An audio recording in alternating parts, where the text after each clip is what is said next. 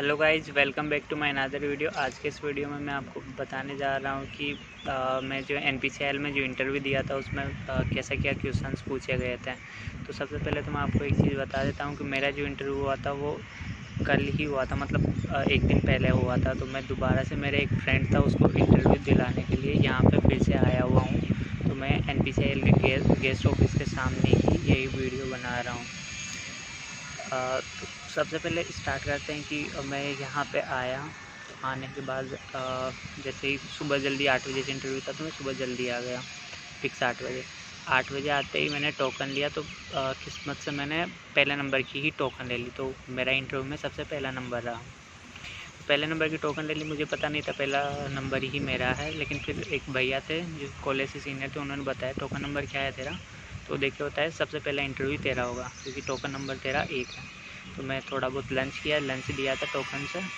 Lunch करने के बाद फिर मैं ऐसे कोई गार्ड आया, वो बोला कि 1 से 3 नंबर तक के, टोकन नंबर 3 नंबर तक के अंदर चले जाओ, डॉक्यूमेंट्स वेरिफिकेशन करवा लो। फिर मैं डॉक्यूमेंट्स वेरिफिकेशन के लिए गया। देन डॉक्यूमेंट्स वेरिफिकेशन करवाया। इसमें सबसे पहले सारे डॉक्यूमेंट्स की फ़ोटोकॉपी चेक की, देन उसके सारे ओरिजिनल डॉक्यूमेंट्स चेक किए। देन फिर मेरे को जहाँ पे इंटरव्यू चल रहा था वहाँ पे भेज दिया गया। जैसे आपको एक चीज़ बता देता हूँ, इंटरव्यू 3 जगह चल रहा था NPCL गेस्ट हाउस में ही। तो एक तरह से 3 पैनल बने हुए थे, और इसके अलावा सिविल का भी चल रहा था यहाँ पे, इलेक्ट्रिकल और इलेक्ट्रॉनिक्स, इनका भी साथ साथ चल रहा था। तो सब जैसे कि मेरा सबसे पहला नंबर था, तो मैं जाके वहाँ पे जो भी जहाँ पे इंटरव्यू था वो उसके आगे जाके बैठ गया। फिर वहाँ पे टीचर्स आए, जो भी प्रोफेसर जो भी थे इंटरव्यू लेने वाले, वो आके बैठ गया। मैं बाहर, रूम के बाहर बैठा हुआ था। फिर वहाँ पे एक आंटी थी, तो वो थोड़ा सा ऐसे ही चिल करे जा रही थी। वो कोई दिक्कत नहीं है, आराम से इंटरव्यू दो, एकदम चिल होके जाओ, कोई लोड वाली बात नहीं है, आराम से देना। तो और कोई रिवाइज़ करना तो थोड़ा बहुत मन में रिवाइज़ कर लो, मतलब तो लोड वोड नहीं लेना है, आराम से देना है। तो बस इंटरव्यू तो है, वो तो अपन कई बार ऐसे नॉर्मली देते रहते हैं। तो ऐसे मतलब एकदम से अच्छे से अपना कॉन्फिडेंस बढ़ा रही थी वो वहाँ पे, बार बार में कुछ न कुछ बोल बोल के।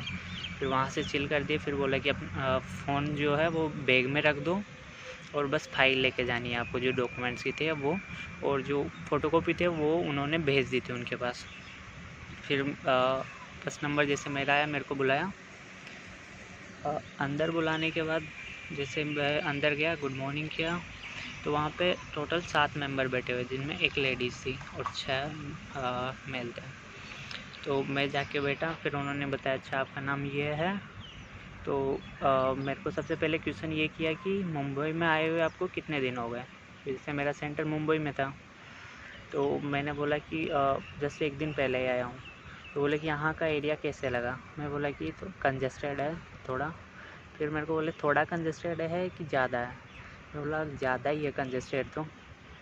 फिर मेरे को ये बोले कि चलो ये बताओ कि तुम हो कहाँ से। फिर मैंने उस पर सिंपल से जवाब दिया कि मैं जयपुर राजस्थान से हूँ। देन ये जवाब देने के बाद मेरे को एक मेंबर ने पूछा कि जयपुर में कहाँ से, तो वो मैं भी शायद जयपुर से था हूँ। तो मैंने बता दिया भाई जयपुर में कुकस साइड है, कुकस की जगह से ही, प्रॉपर कुकस है। फिर बोला अच्छा ठीक है। एक बात बताता हूँ मैं आपको, जयपुर में वैसे नॉर्मली भीड़ नहीं रहती, कंजस्टेड एरिया नहीं रहता, लेकिन जो हवा महल है वहाँ पे थोड़ा कंजस्टेड एरिया रहता है। तो ऐसे मेरे को थोड़ा चिलचा कर दे रहे थे वो। मैं बोला हाँ सर, वहाँ थोड़ी भीड़ रहती है इस तरह से। तो नॉर्मल बातें चल रही थी। फिर उसके बाद नॉर्मल में से ऐसे ही ये सब बातें करते करते फिर मेरे को ये पूछा कि अपने आप को इंट्रोड्यूस करो। फिर मैंने नॉर्मली उसका बारे में, अपने आप के बारे में ये कुछ बता दिया 4-5 लाइनों में। फिर ये बताने के बाद मेरे से पूछा कि क्या है कि तू मतलब कौन कौन से सब्जेक्ट पढ़ के आए हो। तो मैंने सिंपली 4 सब्जेक्ट के नाम बता दिए, जैसे heat transfer, chemical reaction engineering, fluid mechanics and mass transfer. तो बोले अच्छा ठीक है। तो बोले कि चलो, तो जैसे तुमने हीट ट्रांसफ़र बताया, तो मैं सबसे पहले हीट से ही शुरू करता हूँ। जो मेन सामने जो बैठा हुआ था उसने ये बोला ठीक है सर। फिर उसने शुरू में मेरे से क्वेश्चन किया कि चलो ये बताओ प्रांटल नंबर क्या होता है। फिर मैंने सिंपल से उसकी डेफिनेशन दे दी। फिर सिग्निफिकेंस पूछा, वो बता दिया। फिर मेरे से वहीं से क्वेश्चन पूछा कि चलो मेरे को ये बताओ कि जैसे ये तो प्रांटल नंबर तो किस में होता है। मैंने बताया हीट ट्रांसफ़र में। फिर बोला इसके सिमिलर मास ट्रांसफ़र में कौन सा नंबर होता है। फिर मैंने उसका भी आंसर दे दिया, सिमेट नंबर। तो प्रांटल नंबर सिमेट नंबर के बारे में पूछ करके डेफिनेशन बता करके फिर मेरे को जो भी फॉर्मूला बताया था मैंने, उसमें से मेरे को क्वेश्चन पूछा गया कि जैसे थर्मल डिफ्यूजिविटी बढ़ाएंगे तो प्रांटल नंबर पे क्या अफेक्ट होगा। फिर मैंने उसके बारे में बता दिया। फिर मेरे से वहाँ से क्वेश्चन किया कि चलो ये बताओ थर्मल डिफ्यूजिविटी बढ़ाने और घटाने से हीट ट्रांसफ़र पे क्या अफेक्ट होगा। फिर मैं यहाँ पे थोड़ा सा गलत डायरेक्शन में जा रहा था, तो फिर वो यहाँ पे मेरे को फंसाने का ट्राई कर रहे थे फिर वो वहाँ पे, क्योंकि मैं थोड़ा सा गलत बता रहा था यहाँ पे आंसर। फिर मेरे को यहाँ पे पूछे, चलो ठीक है। फिर मेरे को बोर्ड पे भेज दिया थोड़ी देर, मतलब दो मिनट तक ऐसे पूछ करके। फिर बोर्ड पे भेजने के बाद फिर मेरे को सिंपल इस तरह से पूछे गए, मार्कर दे दिया। तो यही चल रहा था कि प्रांटल नंबर और सिमेट नंबर के बारे में, मतलब क्या बढ़ाने पे क्या हीट ट्रांसफ़र बढ़ेगा और कैसे मास ट्रांसफ़र घटेगा। इन दोनों की हीट ट्रांसफ़र और मास ट्रांसफ़र में ही उलझा रहता। फिर मैं थोड़ा सा सही लाइन पे आया। फिर मैं नज़र नंबर की थ्योरी से उनको थोड़ा सा अच्छे से एक्सप्लेन किया कि ऐसे हीट ट्रांसफ़र में प्रांटल नंबर ज़्यादा होगा तो हीट ट्रांसफ़र ज़्यादा होगा। सिमिलरली वही सिमेट नंबर पे भी ऐसे ही कुछ जवाब दिया, तो वो उससे ठीक है सेटिस्फाई हो गए। फिर उनके सेटिस्फाई होने के बाद फिर मैं से नेक्स्ट क्वेश्चन पूछा कि डबल पाइप हीट एक्सचेंजर पड़ा होगा, चलो ये बोर्ड पे इसको डायग्राम ड्रॉ करो कैसा होता है। फिर मैंने डबल पाइप हीट एक्सचेंजर बना दिया। फिर वो बनाने के बाद मेरे को पूछा कि इसमें हीट ट्रांसफ़र कैसे होगा। सिंपली इनर पाइप कौन सी, आउटर पाइप कौन सी, ये सब कुछ पूछ के फ्लो बताओ। फिर फ्लो का पूछ करके मेरे को क्रॉस काउंटर और पैरेलल फ्लो ये सब पूछ लिया, भाई कैसे कौन सा होता है, किस में अच्छा होता है, क्यों अच्छा होता है। ये सब कुछ एक तरह से बोर्ड पे ही करवा रहे थे। देन ये सब पूछने के बाद वो थोड़े से मतलब ठीक है सेटिस्फाई से हो गए थे, मतलब अच्छे से सेटिस्फाई हो गए थे हीट ट्रांसफ़र से। तो फिर उसने हीट ट्रांसफ़र वाले ने, सर ने जो भी ये सब क्वेश्चन पूछ के ऐसे बोला, चलो अब आप पूछो। मैं पूछ लिया ना, दूसरे पैनल मेंबर को दे दिया, भाई दूसरे मेंबर को भाई तुम पूछो। फिर दूसरे मेंबर ने ये पूछा कि अच्छा तो आपने ये बताया था कि CRE पढ़ के आया हूँ, तो चलो CRE में हम स्टार्ट करते हैं बैच रिएक्टर से। तो उसने बोला आइडियल रिएक्टर क्या होता है, फिर वो बताया। फिर मेरे को उससे सिंपल थोड़ा एक और क्वेश्चन पूछा कि रिएक्टर कितने टाइप के होते हैं ये बताओ। फिर वो बता दिया मैंने, नॉर्मली बैच रिएक्टर और फ्लो रिएक्टर वगैरह ये बता करके आइडियल नॉन आइडियल ये सब कुछ बता दिया, इनके बारे में एक्सप्लेन कर दिया। फिर मेरे को ये बोले कि CSTR जो रिएक्टर बताया है इसकी डिज़ाइन इक्वेशन बनाओ, लिखो। तो मैं डेराइव करने जा रहा था, तो उन्होंने बोला कि चलो डेराइव मत करो, डायरेक्ट इक्वेशन लिख दो। मैंने इक्वेशन ड्रॉ कर दी, लिख दी। तो मैं वहाँ पे जो नीचे रेट ऑफ रिएक्शन जो होता है, सॉरी रिएक्शन रेट होता है नीचे CA0 XA/RA, उसमें मैं माइनस का RA की जगह सिंपल RA कर दिया। तो वहाँ पे मेरे को बोले कि तुम शायद कुछ मिसिंग कर रहे हो। फिर मैं बता दिया हाँ सर ये मिसिंग कर रहा हूँ, ये डिसअपीरेंस ऑफ ए रहता है। फिर बोला अच्छा ठीक है। फिर वो बताने के बाद उससे आगे बढ़े तो क्वेश्चन किया कि सिंपल इस तरह की कि तेरे को कोई कन्वर्जन दिया है कोई रिएक्टर में, अब कन्वर्जन तेरे को जैसे 50% दे दिया, 50% से 80% करना है या कुछ और करना है, तो तू क्या करेगा। रिएक्शन जैसे ये रिएक्टर CSTR है और डिज़ाइन इक्वेशन तूने लिखी दी, तो इसमें क्या कर सकता है। तो मैंने स्टार्टिंग में जवाब दिया कि जैसे कि मैं इसका साइज़ बढ़ा सकता हूँ, कॉन्टैक्ट टाइम बढ़ा सकता हूँ। फिर उन्होंने मेरे को ये बताया कि साइज़ भी नहीं बढ़ा सकते तुम, कॉन्टैक्ट टाइम भी फिक्स कर दिया है, मतलब ये चीज़ें पहले से फिक्स कर दी। मेरे को ये बोला, तो बोला ठीक है सर। फिर मैं बोला कि इनिशियल कंसंट्रेशन पे डिपेंड कर जाएगा। फिर बोला ठीक है। फिर वो बोले कि मेरे को और ज़्यादा डीपली आंसर चाहिए इसके बारे में। फिर मैं थोड़ा सा कन्फ्यूज़ रहा, भाई मतलब सर क्या पूछना चाह रहे हैं, मेरे समझ नहीं आ रहा था।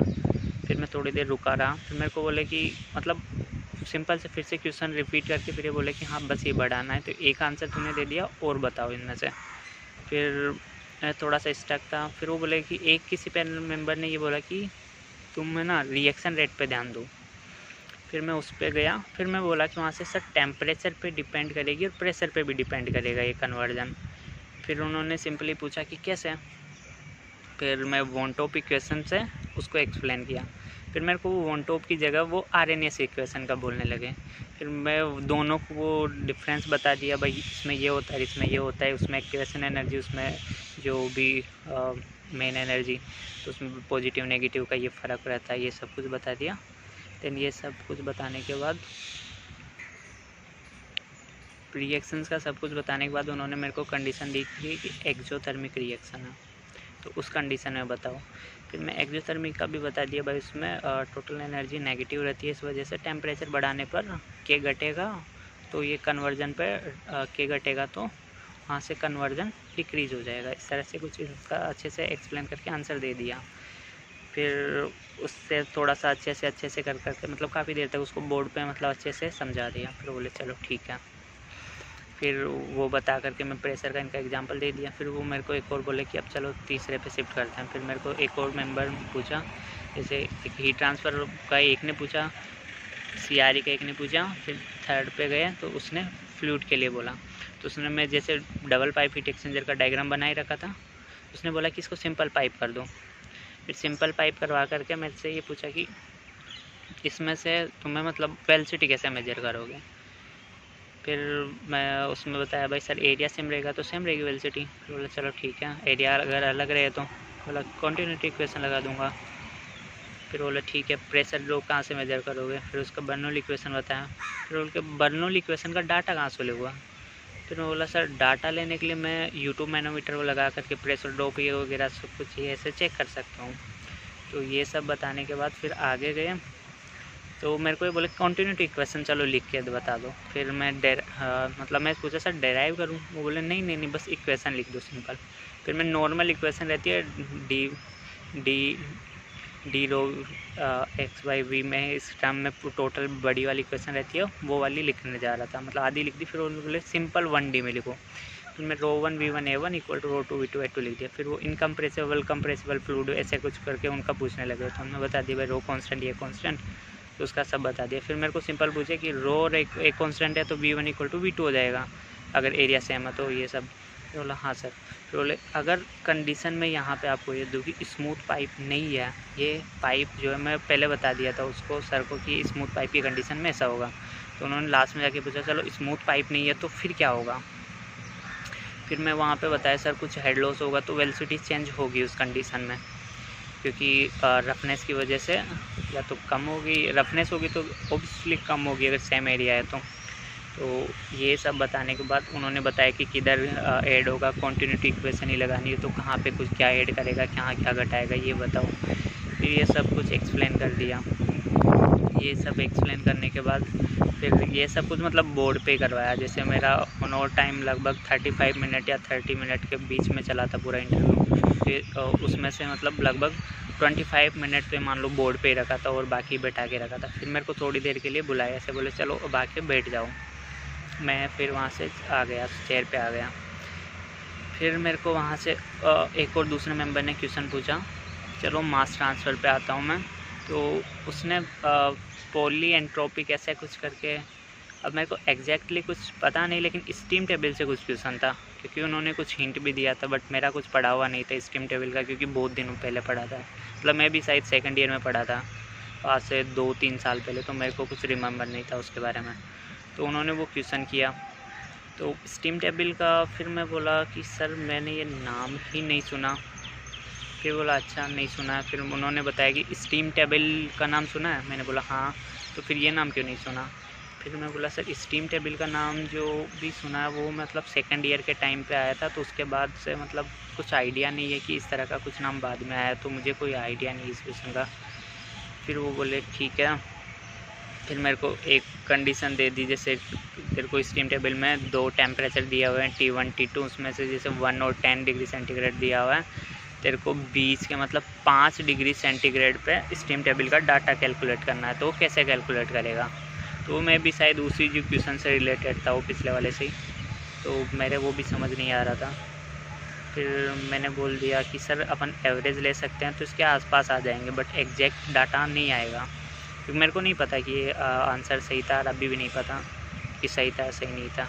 फिर उन्होंने बोला कि चलो तू आसपास तो आ जाएगा, जैसे एवरेज लेगा तो 1 + 10 इक्वल 1 + 10/2 करेगा, तो उसमें तेरे पास 5 पॉइंट कुछ आएगा, तो एग्जैक्ट 5 पे नहीं आएगा। तो मैं बोला सर कुछ एरर रहेगा, लेकिन वैसे मेरे को कुछ सर को बोला कि कुछ एग्जैक्ट आइडिया नहीं कि इसमें ये होगा, बट अपन ऐसे कर सकते हैं, मतलब मेरे हिसाब से एवरेज करके, तो ऐसे कुछ जवाब दिया था। बट ये भी बोल दिया था कि मतलब एकदम श्योर नहीं हूँ मैं, इसे मतलब कर ही सकते हैं, तो मैं एकदम कॉन्फिडेंस के साथ नहीं बोल सकता। तो ये सब कुछ बोलने के बाद फिर मेरे को बोले चलो ठीक है, ये अपनी फ़ाइल लो, जैसे मैं फ़ाइल लेके गया था अंदर, तो फाइल लो, अब आप जा सकते हो। तो ये सब मतलब इंटरव्यू में ये सब क्वेश्चन रहे थे, तो एकदम चिल था, एकदम बेसिक था।